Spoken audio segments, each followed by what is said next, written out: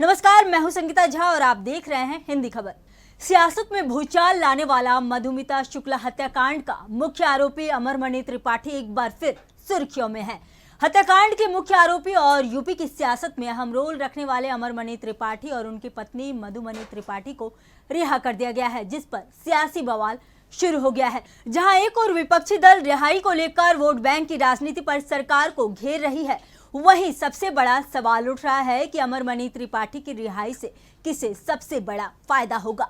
क्या ब्राह्मण vote bank को लुभाने के लिए यह कदम उठाया जा रहा है?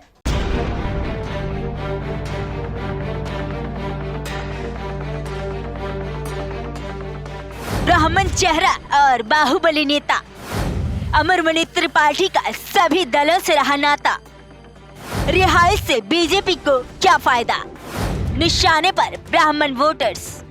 अमरमणि का रिहाई अब सियासी मुद्दा बनते हुए नजर आ रहा है। अमरमणि की सजा माफ को लेकर सवाल उठने शुरू हो गए हैं। ये ऊपर वाले का आशीर्वाद है और हम लोग 20 वर्षों से इसके लिए तरस रहे थे, अपने माँ बाप के लिए तरस रहे थे।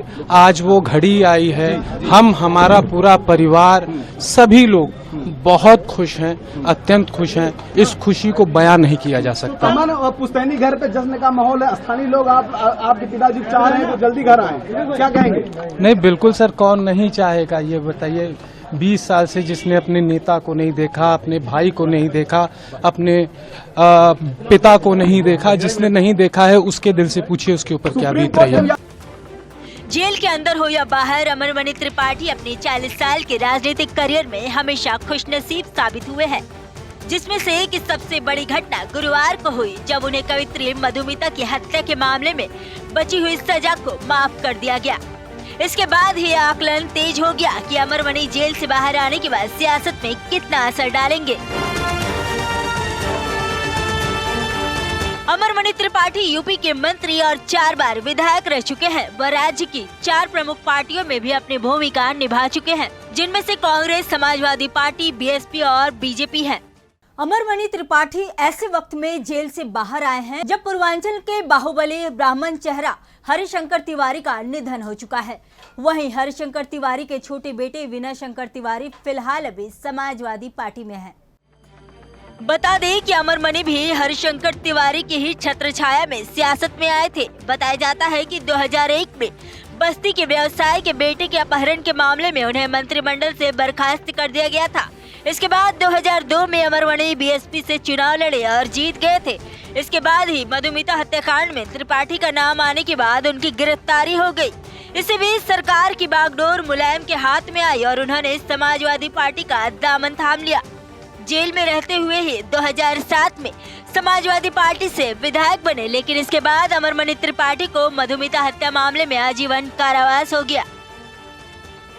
मधुमिता की हत्या 2003 में सरेआम कर दी गई थी। उनकी हत्या लखनऊ में हुई थी। बताया जाता है कि हत्या के वक्त मधुमिता गर्भवती थी। मधुमिता की हत्या का आरोप सिर्फ अमरमणि पर नहीं बल्कि उनकी पत्नी पर भी लगा था, जिसके बाद अमरमणि और उनकी पत्नी को हत्या के मामले में उम्र कैद की सजा हुई थी। समाजवादी पार्टी की सांसद डिम्पल यादव ने अमरमणि को रिहा करने के भाजपा सरकार के फैसले पर सवाल उठाया है।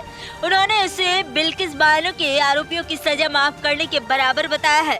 मैं समझती हूँ कि जो ये रिहाई हो रही है, तो ये एक तरह का मैसेज दिया जा रहा है पूरे भारत में कि महिलाओं की स्थिति क्या है।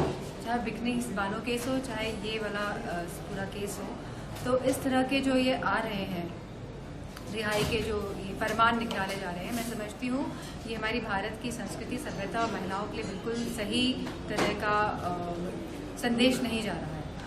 अमरमणि त्रिपाठी एक समय में यूपी के पूर्वांचल क्षेत्र के सबसे बड़े ब्राह्मण नेताओं में गिना जाता था। बता दें कि अमरमणि ने पहली बार अपनी ताकत तब साबित की जब उन्होंने इलाके के प्रभावशाली ठाकुर नेता वीरेंद्र प्रताप शाही से चुनाव लड़ा, जहां वह शाही के खिलाफ 1981 और 1985 के विधानसभा चुनाव हार गए। लेकिन यूपी की 2 प्रमुख जातियों के नेताओं के बीच मुकाबले में वे ब्राह्मण चेहरे के रूप में उभरे, जिसके बाद वह 1989, 1996, 2002 में महाराजगंज की लक्ष्मीपुर विधानसभा सीट से चुनाव जीत गए। नौतनवा सीट से 2007 में जीत हासिल की। 2003 में हत्या के लिए दोषी ठहराए जाने के बाद उन्हें मंत्री पद छोड़ना पड़ा।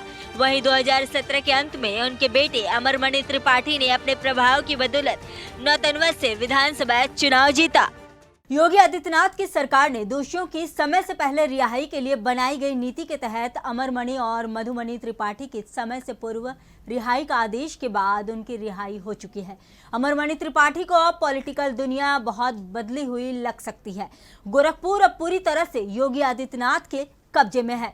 यूपी के पूर्वांचल की राजनीति अब पूरी तरह से बदल चुकी है। यूपी में अधिकांश राजनीतिक दल बीजेपी के खिलाफ संघर्ष कर रहे हैं।